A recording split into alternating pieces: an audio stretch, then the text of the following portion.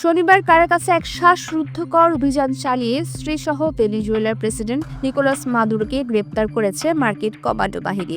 Operation absolute resolve নামক এই অভিযানে কোনো মার্কিন প্রাণহানি ছাড়াই মাদুরো ও তার স্ত্রীকে ভেনেজুয়েলা থেকে সরিয়ে নেওয়া হয়।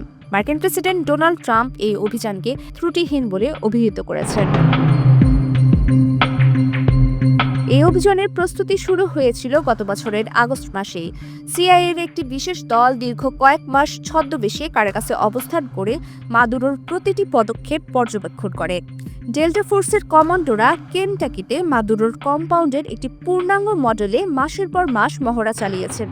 গোয়েন্দা তথ্যগুলো এতটাই সূক্ষ্ম ছিল যে এক্সট্রিম মশার কয়েল প্ল্যান্ট ফাইবার দিয়ে তৈরি, তাই সহজে ভাঙে না, সুগন্ধিযুক্ত ও নিরবিচ্ছিন্নভাবে জ্বলে। ডেঙ্গু, চিকুনগুনিয়া বাহি সহ যে কোনো মশার বিরুদ্ধে দেয় এক্সট্রিম সুরক্ষা।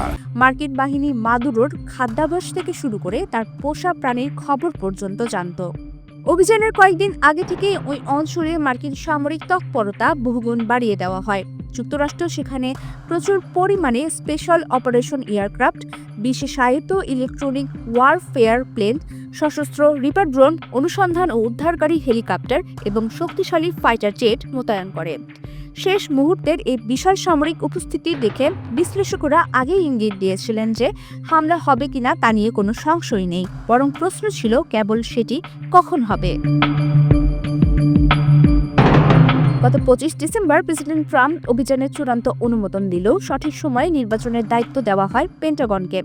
ভেনেজুয়েলার কর্মকর্তাদের ছুটির সময় এবং অনুকূল আবহাওয়ার অপেক্ষায় ছিল মার্কিন বাহিনী। শুক্রবার রাত 10:46 ট্রাম্প অভিযানের চূড়ান্ত অনুমোদন দেওয়ার পর কারাকাস সময় রাত 2:01 মূল অপারেশন শুরু হয়। অভিযান শুরুর আগে একটি শক্তিশালী সাইবার হামলার মাধ্যমে কারাকাস শহরের বিশাল অংশের বিদ্যুৎ সংযোগ বিচ্ছিন্ন করে দেওয়া হয়। অন্ধকারে মার্কিন বিমান বাহিনীর 150টিরও বেশি বিমান, ড্রোন এবং বোমারুর বিমান ভেনেজুয়েলার আকাশসীমায় প্রবেশ করে। প্রথমে বিমান হামলায় দেশটির রাডার ও আকাশ প্রতিরক্ষা ব্যবস্থা ধ্বংস করা হয়। এরপর সেনাবাহিনীর 120তম স্পেশাল অপারেশন এভিয়েশন রেজিমেন্টের হেলিকপ্টারে করে ডেল্টা ফোর্সের কমান্ডোরা মাদুরোর সুরক্ষিত ঘাঁটিতে নামেন। যদিও হেলিকপ্টারগুলো লক্ষ্য করে গুলিবর্ষণ করা হয়েছিল, কিন্তু কমান্ডোরা পাল্টা শক্তিতে তা প্রতিহত করেন। কমান্ডোরা কম্পাউন্ডের স্টিলের দরজা উড়িয়ে ভেতরে ঢোকেন। প্রেসিডেন্ট ট্রাম্প মারে লাগো থেকে ড্রোন ক্যামেরার মাধ্যমে সরাসরি এই দৃশ্য দেখেন। মাদুরো ও তার স্ত্রী একটি সুরক্ষিত ঘরে পালানোর চেষ্টা করলেও ডেল্টা ফোর্স তাদের আটকে ফেলে। ভবনটিতে প্রবেশের মাত্র 5 মিনিটের মাথায় কমান্ডোরা বার্তা পাঠান, মাদুরো এখন হেফাজতে।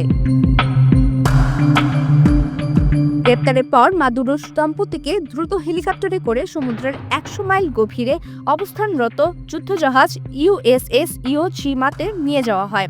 সেখান থেকে গুয়ান্তানামো বে হয়ে তাকে ম্যানহাটনের একটি সামরিক বিমানবন্দরে উড়িয়ে আনা হয়। আইনি প্রাথমিক প্রক্রিয়া শেষে তাকে ব্রুকলিনের মেট্রোপলিটন ডিটেনশন সেন্টারে পাঠানো হয়েছে। এটি একটি উচ্চ নিরাপত্তা সম্পন্ন কারাগার, যেখানে সাধারণত হাই প্রোফাইল বন্দীদের রাখা হয়। আগামীকাল 5 জানুয়ারি সোমবার তাকে ম্যানহাটনের ফেডারেল আদালতে হাজির করা হতে পারে। প্রমিতি প্রিয় ইসলাম, বাংলাদেশ প্রতিদিন।